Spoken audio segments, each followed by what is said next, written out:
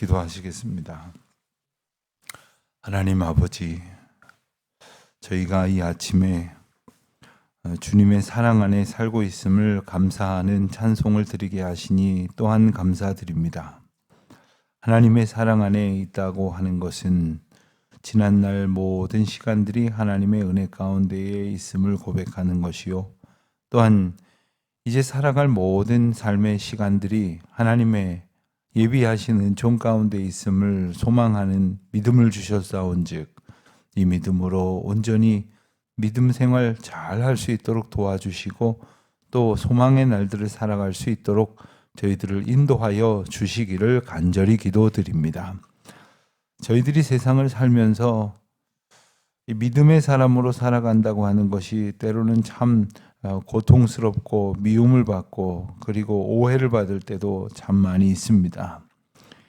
그토록 귀한 이름 예수 그리스도의 그 생명력 있는 은혜를 영접하지 아니하고 오히려 핍박하고 미워하는 이들이 너무나 많은 세상 속에 살아가고 있음은 말씀 가운데 비춰볼 때 어찌 보면 참으로 당연한 일이고 그리고 이미 일러주신 하나님의 은총이었습니다. 하지만 저희들 이 세상을 살면서 그저 다른 사람들에게도 인정받고 또 하나님에게도 복받고 심지어 악하고 게으른 사람들에게도 오히려 원만한 관계를 가지면서 살아가는 것이 저희가 누릴 평화인 줄 알지만 하나님께서 저희 안에 베푸신 은혜를 의지하며 살아갈 때에 혹 믿음의 사람으로 겪는 그 환난과 시험을 능히 이겨낼 수 있도록 도와주시기를 간절히 기도드립니다. 저희에게는 이만큼의 믿음을 주셔서 어찌 보면 견딜 수 있으리라 하는 생각을 갖게 되는 것이 어렵지 않지만 우리의 자녀들이 살아가는 이 세상의 모습은 너무나도 안타깝고 그리고 아픔이 많은 시절들을 저들이 믿음으로 잘 살아갈 수 있도록 주님께 은혜를 구하오니 사랑하는 우리 자녀들을 주님 긍휼히 여겨 주시옵시고 저들을 믿음 가운데서 온전히 붙들어 주시기를 간절히 기도드립니다. 어찌하든지 주님을 바라보는 믿음으로 굳건히 설 수 있도록 도와 주시옵소서. 주님, 저희들은 그저 기도밖에 할 수 없다고 안타까이 여길 때가 많이 있습니다마는 용기를 내어 더욱 권면하고 또한 그들을 위하여 더욱 가르침에 힘쓰고 또한 인도하기를 애쓰는 가운데 우리 주님의 은혜와 도우심을 힘있게 하여 주시옵소서. 아버지 하나님, 저희 교회에 허락하신 그 귀하고 복된 은총 새 성전의 아름다운 완공이 이제 눈앞에 다가와 있습니다. 하나님, 관련 부처의 마지막 행정 처리들을 주님께서 은혜 가운데에 붙들어 주셔서 원만하게 이루어질 수 있도록 도와주시옵시고 이제 예배드릴 본당에 의자들이 들어오고 이제 성구들이 갖추어지고 그리하여 불언간 그 자리에서 기쁨의 찬송을 드리며 예배를 드릴 수 있도록 인도하여 주셨습니다. 하나님, 하지만 아직도 준비해야 될 것들이 참 많이 있습니다. 저희들 또한 지금까지 드리던 예배 환경과 달라지는 곳에서 주님께 온전한 예배를 드릴 수 있도록 살펴야 할 것들이 너무나 많습니다. 주님 도와주시옵소서. 저희의 연약함을 주님 아십니다.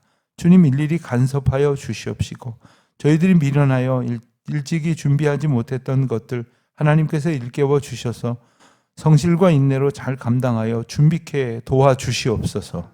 주님이 예비하신 은혜를 따라서 모든 문제들, 특별히 주차의 문제나 그리고 예배당을 시간 사용하여 나누어서 효율적으로 사용하는 문제, 그리고 특별히 우리 교회 학교의 원만한 운영을 위해서 그리고 수고하시는 분들이 하루의 온전한 시간들을 하나님 앞에서 드리며 살아갈 때에 날마다 주시는 은총을 누릴 수 있는 그러한 시간들로 새로운 예배당이 사용되게 하여 주시기를 간절히 기도드립니다. 하나님, 오늘도 그 은혜를 힘입어 온 성도들이 함께 한 마음으로 예비하신 은혜를 따라 기도하게 하여 주시옵소서. 주님, 이제 저희들에게 허락하신 말씀을 듣고자 합니다. 이 말씀이 저희 안에 생명력 있는 능력이 되게 하시고 구원의 약속이 되게 하시며 저희들이 오늘 붙들고 살아가야 할 하나님의 의지가 되게 하여 주시옵소서. 감사하오며 예수님의 이름으로 기도드립니다. 아멘. 마태복음 10장 16절부터의 말씀을 보겠습니다. 마태복음 10장 16절부터 33절까지 말씀, 우리 이제 한 목소리로 함께 봉독합니다. 보라, 내가 너희를 보냄이 양을 이리 가운데 보냄과 같도다. 그러므로 너희는 뱀같이 지혜롭고 비둘기같이 순결하라. 사람들을 삼가라. 그들이 너희를 공회에 넘겨주겠고 그들의 회당에서 채찍질하리라. 또 너희가 나로 말미암아 총독들과 임금들 앞에 끌려가리니 이는 그들과 이방인들에게 증거가 되게 하려 하심이라. 너희를 넘겨줄 때에 어떻게 또는 무엇을 말할까 염려하지 말라. 그때에 너희에게 할 말을 주시리니 말하는 이는 너희가 아니라 너희 속에서 말씀하시는 이 곧 너희 아버지의 성령이시니라. 장차 형제가 형제를 아버지가 자식을 죽는 데에 내주며 자식들이 부모를 대적하여 죽게 하리라. 또 너희가 내 이름으로 말미암아 모든 사람에게 미움을 받을 것이나 끝까지 견디는 자는 구원을 얻으리라. 이 동네에서 너희를 박해하거든 저 동네로 피하라. 내가 진실로 너희에게 이르노니 이스라엘의 모든 동네를 다 다니지 못하여서 인자가 오리라. 제자가 그 선생보다 또는 종이 그 상전보다 높지 못하나니 제자가 그 선생 같고 종이 그 상전 같으면 족하도다. 집주인을 바알세불이라 하였거든 하물며 그 집 사람들이랴. 그런즉 그들을 두려워하지 말라. 감추인 것이 드러나지 않을 것이 없고 숨은 것이 알려지지 않을 것이 없느니라. 내가 너희에게 어두운 데서 이르는 것을 광명한 데서 말하며 너희가 귓속말로 듣는 것을 집 위에서 전파하라. 몸은 죽여도 영혼은 능히 죽이지 못하는 자들을 두려워하지 말고 오직 몸과 영혼을 능히 지옥에 멸하실 수 있는 이를 두려워하라. 참새 2마리가 한 아사리온에 팔리지 않느냐. 그러나 너희 아버지께서 허락하지 아니하시면 그 하나도 땅에 떨어지지 아니하리라. 너희에게는 머리털까지 다 세신 바 되었나니 두려워하지 말라. 너희는 많은 참새보다 귀하니라. 누구든지 사람 앞에서 나를 시인하면 나도 하늘에 계신 내 아버지 앞에서 그를 시인할 것이요 누구든지 사람 앞에서 나를 부인하면 나도 하늘에 계신 내 아버지 앞에서 그를 부인하리라. 아멘. 오늘 말씀은 마태복음 10장에 나오는 제자들을 파송하시며 하신 설교, 소위 파송 설교의 가장 핵심적인 부분이라고 할 수가 있습니다. 물론 내일 볼 말씀에도 이어지는 내용이 나옵니다마는 그 가운데 가장 핵심적인 것은 무엇이냐? 하나님을 의지하라. 그 의지하는 가운데에 떠나라 보내신 그 길을 다니라 하시는 말씀입니다. 그 말씀을 두려워하지 말라는 말씀으로 더욱 분명하게 일러주고 계십니다. 파송되었습니다. 그러니까 예수님 곁에 예수님의 보호하심을 아주 실질적으로 늘 누리며 살다가 이제 예수님으로부터 물리적으로 떨어져서 그 예수님께서 감당하셨던 그 사명의 길을 내가 주도적으로 책임적으로 감당해야 할 때가 이르렀을 때 사람들은 당연히 두려울 수밖에 없는 겁니다. 예수님께서 곁에서 다 해주셨는데 이제는 예수님이 곁에 계시지 않구나 라고 생각을 할 것입니다. 그러므로 두려워하게 될 것인데 그리하지 말라 하시는 말씀을 오늘 아주 구체적이고 여러 각도에서 입체적으로 말씀을 해 주십니다. 그러면 우리가 파송되어 살아가야 할 사명의 자리는 어떠냐? 16절 말씀을 보니까 양을 이리 가운데 보냄과 같다 이렇게 말씀을 하셨어요. 신학교 졸업식이 이제 있는 그 철입니다. 이번 주 다음 주에 걸쳐서 전국에 있는 우리 교단만 하더라도 7개의 크고 작은 신학교가 있는데 그 신학교에 그 졸업식이 있습니다. 그런데 해마다 이렇게 졸업식에 그 설교의 말씀은 독특한 용어로 표현이 되는데 권설이라고 말합니다. 졸업식에서 선포되는 설교를 권설이라고 따로 칭하는 표현이 있는데 그것은 권면의 의미가 담긴 설교 말씀이다. 뭐 이런 뜻입니다. 졸업식을 하면 보통 일반 학교에서도 뭐 교장 선생님이나 총장님이 나오셔서 이렇게 졸업하는 학생들한테 이렇게 뭐랄까요, 격려의 말씀, 축하의 말씀을 하겠죠. 신학교 졸업식에서 선포되는 메시지는 한마디로 말하면 16절, 17절 말씀이었다. 이렇게 일컬어질 수가 있습니다. 각급 신학교에서 선포되어지는 이 권설의 메시지가 사전에 발표가 되면서 해마다 이맘때가 되면 졸업식에서 선포되어지는 메시지들이 우리 교단지에 이렇게 게재가 됩니다. 바로 엊그저께 이제 게재가 됐길래 올해도 이제 졸업식 각 총장님의 말씀을 이렇게 읽어봅니다. 해마다 제가 읽어보는데 그 말씀을 이렇게 보면 점점 더 그 일종의 그 권면의 말씀이 간절해지는 것을 느끼게 됩니다. 그것은 그 졸업생들이 파송되어져 나갈 세상의 모습이 점점 더 어려워지고 있음을 보내시는 스승들의 그 마음에서 이렇게 느껴질 수가 있습니다. 그것은 결코 우리가 소위 말하는 꽃길이 아닙니다. 신학교 졸업식은 그렇게 어떻게 보면 막 축하하는 분위기만은 아니에요. 이제는 학교에서 공부할 때가 그래도 낫지, 이제는 현장에 나아가서 이제 매일 매순간 사역에 전념해야 될 때, 그 사역의 자리가 얼마나 힘겹고 어려운지 채 알지도 못하는 가운데 그 길을 떠나야 하는 이들을 향한 안타까운 마음, 그리고 그것을 깨닫고 주님을 더욱 이제 의지하는 그러한 경건하고도 때로는 참 심각한 그런 분위기가 느껴질 수 있는 것입니다.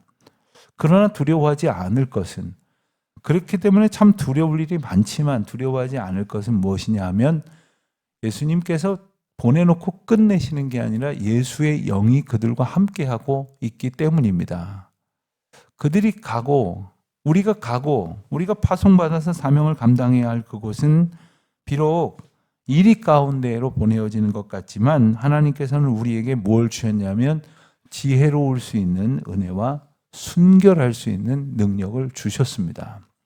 지혜롭지 못한 순결은 그야말로 더럽혀지기 딱 좋은, 너무나 순진무구한 것은 있지만 그것이 세상을 분별할 수 있는 것이 없다면 이리저리 속고 그리고 사기당하고 그래서 결국 넘어질 수밖에 없는 것이 됩니다. 또 반대로 지혜는 있지만 순결하지 아니하면 그 지혜가 하나님께서 주신 은혜의 지혜가 아니라 세상을 오히려 속이려고 하는 간교함이 될 것입니다. 머리 좋은 사람이 남을 사랑하고 세상을 사랑하고 섬기는 마음, 무엇보다도 우리에게 그 은사와 능력을 주셔서 사명을 주신 하나님의 뜻에 순종하려고 하는 마음가짐이 없으면 결국 자기가 가지는 지혜와 지식을 가지고 남을 속여 자기 배만 채우려고 할 것이기에 우리는 하나님의 은혜 가운데에서 지혜롭고 순결하라 하신 이 명령을 소망함으로 받을 수 있어야 할 것이겠습니다. 때로는 세상의 적대감이 우리 앞에 놓여 있을 것입니다. 믿는 사람이라고 해서 오히려 믿지 아니하는 사람들에게 아무렇지도 않거나 적당한 존중을 받던 시대는 결코 아닙니다. 오히려 믿는 사람들을 해치려 하고 있습니다. 정치 권력이 믿는 사람들을 방해하려고 하는 것을 넘어서서 기독교 신앙을 보이지 않는 교묘한 방법으로 탄압하는 시대가 바로 오늘의 시대라고 말하지 않을 수 없습니다. 모든 법령들이나 또한 모든 세상의 제도들이 사실 복음에 관해서 배타적입니다. 공격적입니다. 그러한 가운데 우리가 그저 두려워할 것은 아닌 것이 성령께서 우리 가운데 계셔서 우리에게 그 위기를 대처할 만한 능력도 또 때로는 우리가 입을 열어 말해야 될 때 할 말을 우리에게 넣어주시겠다 하시는 것을 우리가 기억해야 합니다. 하나님께서 모세를 부르셨을 때 모세가 하나님 앞에 저는 말을 잘 못하는 사람 아닙니까? 이렇게 변명 아닌 변명을 했더니 하나님께서 구체적으로 그 입에 할 말을 넣어주겠다고 하시는 그러한 증거로 이제 아론을 붙여주셔서 부족함을 메워주셨습니다. 하나님께서 때로는 우리 가운데 우리가 완전하여서 하나님의 일을 맡기시는 것이 아니라 하나님께서 우리를 사용하시고 인도하시고 부족함을 채우시고 그래서 때로는 협력하게 하시는 이 은혜를 힘입어서 이 모든 일들을 감당하게 하신다는 것을 우리가 기억해야 합니다. 그럼에도 불구하고 우리가 맞닥뜨리는 믿음으로 살아가야 할 세상은 너무나 두렵고 심각한 것임에 틀림없습니다. 심지어 21절 말씀을 보면 형제가 형제를 아버지가 자식을 죽는 데에 내주게 된다. 자식들이 부모를 대적하여 죽게 된다.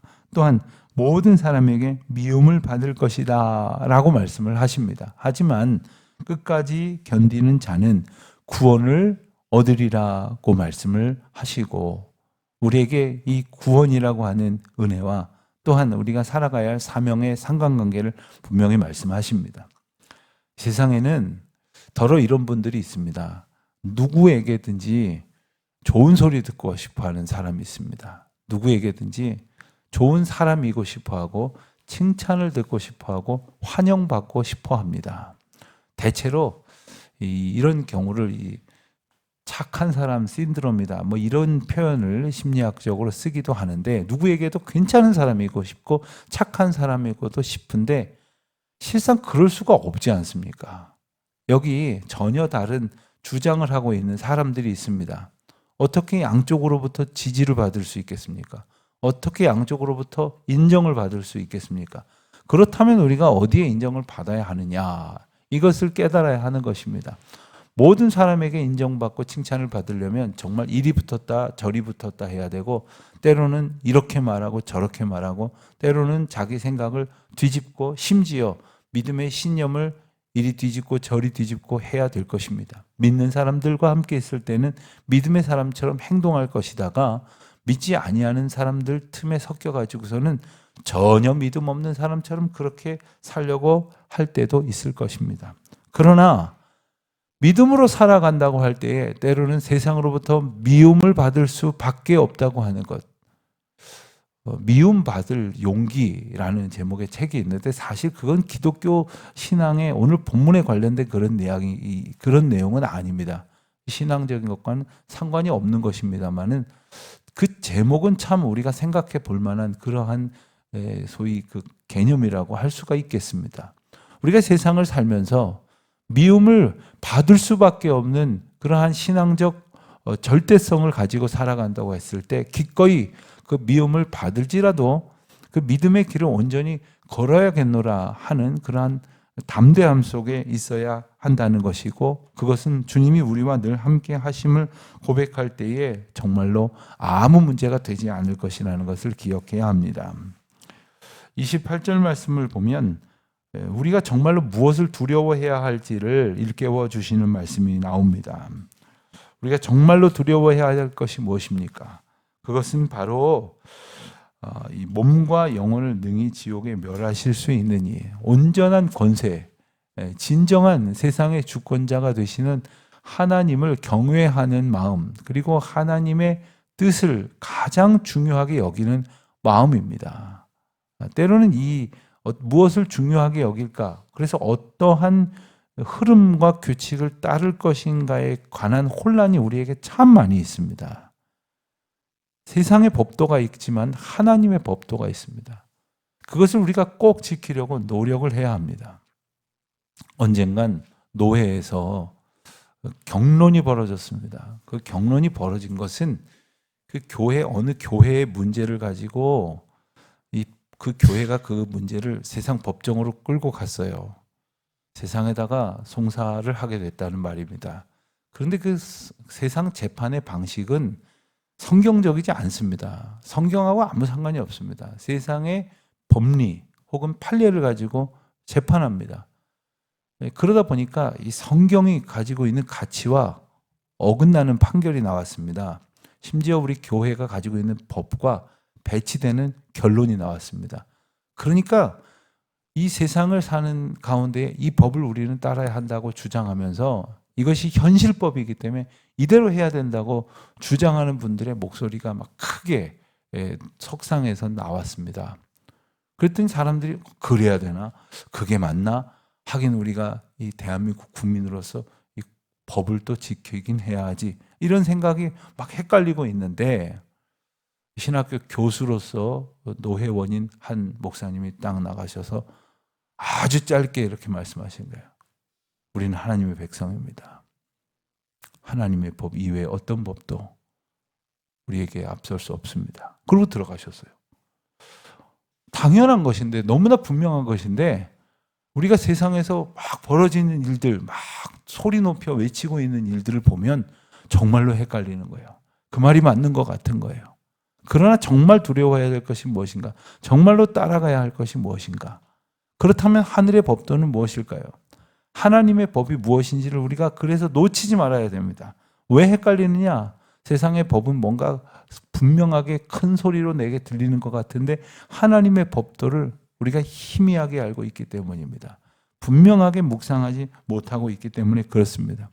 그 하나님의 법도는 우리를 향한 철저한 인도하심을 기반하고 있습니다. 뭐라고 표현하셨습니까? 참새 한 마리도 아주 그냥 보잘것없는 싼 가치로 일컬어지는 그 참새 한 마리도 하나님께서 지키시기에 하나님께서 허락하지 아니하시면 떨어지지 않는 법인데 너희는 그보다 어찌 귀하지 아니하냐. 다시 말씀하십니다.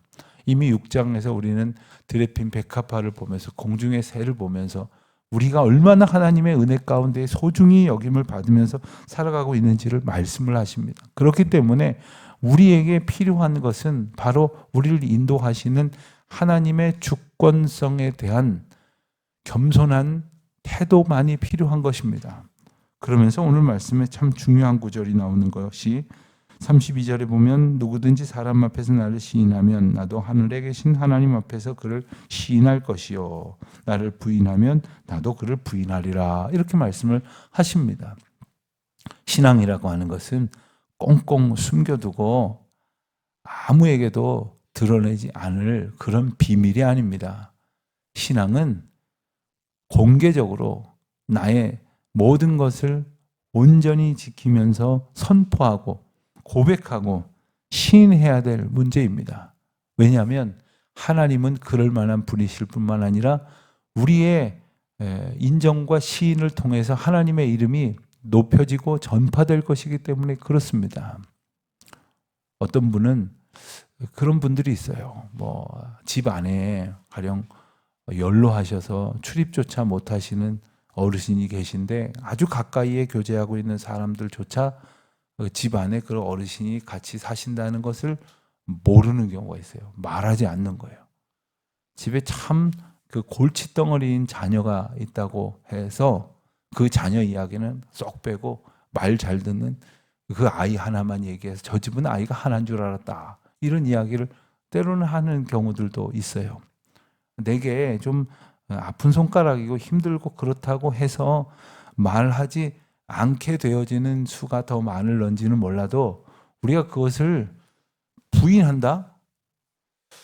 부인할래야 부인할 수 없는 것을 부인한다는 것은 그것이 내게 있음을 하나도 기뻐하지 않는 것을 말하는 것이겠죠. 우리가 예수 그리스도의 이름을 가지고 살아가는데 우리 주변에 있는 사람이 우리가 예수 그리스도의 사람인 것을 모른다? 우리가 예수 그리스도를 시인하지 않는 거죠. 그런데 그것은 어떤 것으로 아주 극명하게 대조하시냐 하면 그것은 내가 너를 시인하지 않는 것과 같다고 말씀하시는 거예요. 여러분 우리가 이렇게 나름 신앙생활을 하면서 살아왔는데 어느 날 하나님께서 내가 너를 도무지 알지 못한다고 하신다면 얼마나 기가 막힙니까? 하나님 무슨 말씀이십니까?